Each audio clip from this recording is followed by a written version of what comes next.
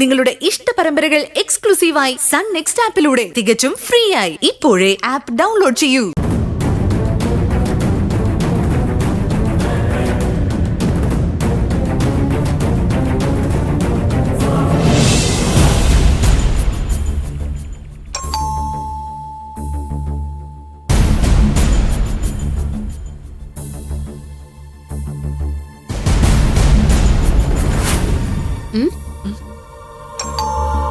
ആരാ ഈ സമയത്ത്?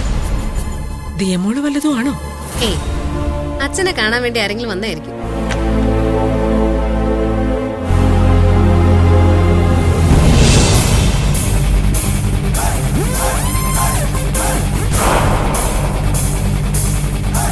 എന്താ ശരണി, സുഖം തന്നെയല്ലേ? എന്താ എന്റെ സുഖവിവരങ്ങൾ അന്വേഷിക്കാൻ വന്നാണോ നീ?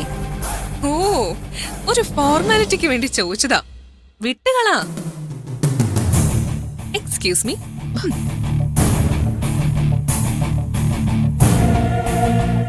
ആരാ? ഒരു മിനിറ്റ്.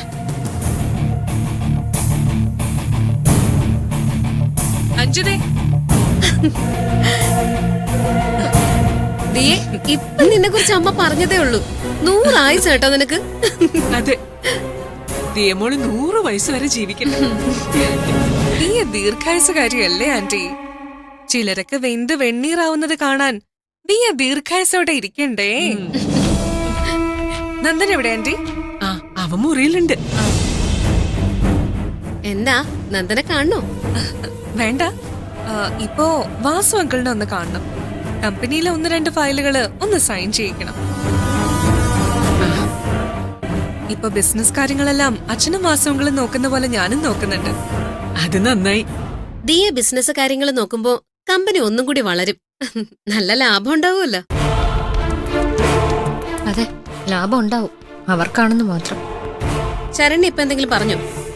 ഞാനൊന്നും പറഞ്ഞില്ല. എന്തോ കേട്ടതുപോലെ. നീ കേൾക്കും, അത്ര ഷാർപ്പാണല്ലോ നിന്റെ കാത്. മോള് വന്ന കാലം നിക്കണോ? ഇരിക്കുന്നേ. നിനക്കേ നല്ലൊരു ഓറഞ്ച് ജ്യൂസ് തരട്ടെ? വേണം, പക്ഷേ ഇപ്പൊ വേണ്ട, കുറച്ച് കഴിയട്ടെ. ഇന്നിവിടുന്ന് ഓറഞ്ച് ജ്യൂസും ചായയും ഊണും ഒക്കെ കഴിഞ്ഞിട്ടേ ഞാൻ പോകും. അല്ല, ഇന്ന് ഞാൻ പോണോ? ഏയ്, ഇന്നിവിടെ കിടന്നാലോ എന്നാണ് എന്റെ ആഗ്രഹം. അല്ല, സ്ഥിരമായിട്ട് താമസിക്കാനും ഞാൻ തയ്യാറാ.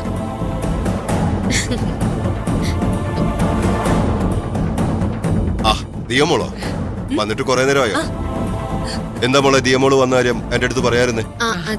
അയ്യോ, ഞാനിപ്പോ വന്നതേ ഉള്ളു അങ്കിൾ. ഇവിടെ ആന്റിയുടെ അഞ്ജിതയുടെ സ്നേഹം കണ്ടപ്പോ ഒന്ന് ആസ്വദിച്ചു പോയി.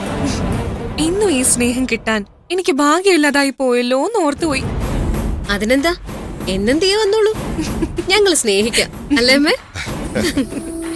എന്നും ദിയമോള് ഞങ്ങളുടെ മനസ്സിലുണ്ട്. അതിന് ഒരു കുറവും വന്നിട്ടില്ല. ഇനി എന്നും അങ്ങനെ തന്നെ ആയിരിക്കും, അല്ലേ?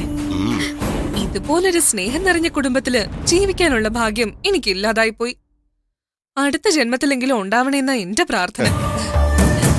അയ്യോ, വന്ന കാര്യം മറന്നു. കമ്പനി ഫയലുകൾ അങ്കിളുടെ സൈൻ വേണം. എന്നെ രവി വിളിച്ച് പറഞ്ഞിട്ടുണ്ടായിരുന്നു. സൈൻ ചെയ്യാലോ അല്ലേ?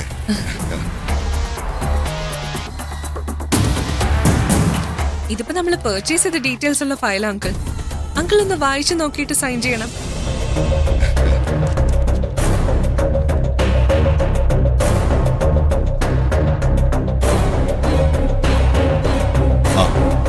കഴിഞ്ഞ പ്രാവശ്യത്തെക്കാളും പർച്ചേസ് കൂടിയിട്ടുണ്ടല്ലേ? പ്രൊഡക്ഷൻ ഇൻക്രീസ് ആയ കമ്പനി ലാഭത്തിലേക്കാ. ശരി, എല്ലാം ദിയമോളുടെ ഐശ്വര്യ. ദിയമോള് കമ്പനിയിൽ ജോയിൻ ചെയ്ത ശേഷം കമ്പനി ഇത്രയും പുരോഗമിച്ചത്. ശരിയാണ്. അയ്യോ, എന്റെ ഐശ്വര്യം അല്ല ആന്റി, എന്റെ ഹാർഡ് വർക്ക്. വർക്കേഴ്സിനെ കൊണ്ട് ജോലി ചെയ്യിക്കാൻ ഞാൻ കാണിച്ച മിടുക്ക്.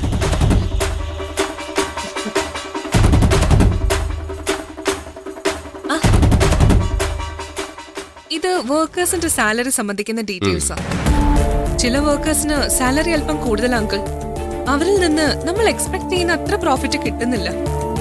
അപ്പോ ആ സാലറി നമുക്കൊരു അനാവശ്യ ചെലവല്ലേ? കുഴപ്പമില്ല, അവര് നമ്മുടെ ഓൾഡ് സ്റ്റാഫാ മോളെ. ആ സാലറി നമുക്ക് അത്ര കാര്യമാക്കണ്ട.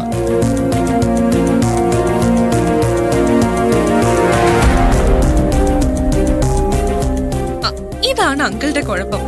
ബിസിനസ്സില് സെന്റിമെന്റ്സിന് സ്ഥാനമില്ല അങ്കിൾ. Business is business. കച്ചവടത്തില് ബന്ധമോ സ്വന്തമോ ഇല്ല. എന്നെ സംബന്ധിച്ച് കച്ചവടത്തിലെ എന്റെ നിയമം കാട്ടുനീതിയാ. ശക്തിയുള്ളവൻ ദുർബലനെ അടക്കി ഭരിക്കുന്ന രീതി. ആ അത് പോട്ടെ. പിന്നെ അങ്കിൾ, കമ്പനി ലാഭത്തിലായപ്പോ സാലറി പരിഷ്കരണം വേണോന്നാണ് വർക്കേഴ്സിന്റെ ഡിമാൻഡ്. അവര് പറയുന്ന സാലറി കൊടുക്കാൻ നമുക്ക് പറ്റില്ല. അല്ല, അത് കൊടുത്തില്ലെങ്കിൽ അവര് സമരത്തിലേക്ക് പോയാലോ മോളെ? ഏയ്, അങ്ങനെയൊന്നും ഉണ്ടാവില്ല അങ്കിൾ. എല്ലാം ഞാൻ നോക്കിക്കോളാം. ഞാൻ ആ യൂണിയൻ നേതാവിനെ ഒന്ന് കാണാം. എന്തെങ്കിലും അയാളുടെ പോക്കറ്റിൽ വെച്ചു കൊടുത്താ പിന്നെ കമാന്നൊരക്ഷരം ആരും പറയില്ല. അതൊക്കെ ഞാൻ ഏറ്റു. എന്റെ കൂടെ അച്ഛനും അങ്കിളും ഒന്ന് നിന്ന് തന്നാ മതി. ബാക്കിയെല്ലാം ഈ ദിയ നോക്കിക്കോളാം. ശരി.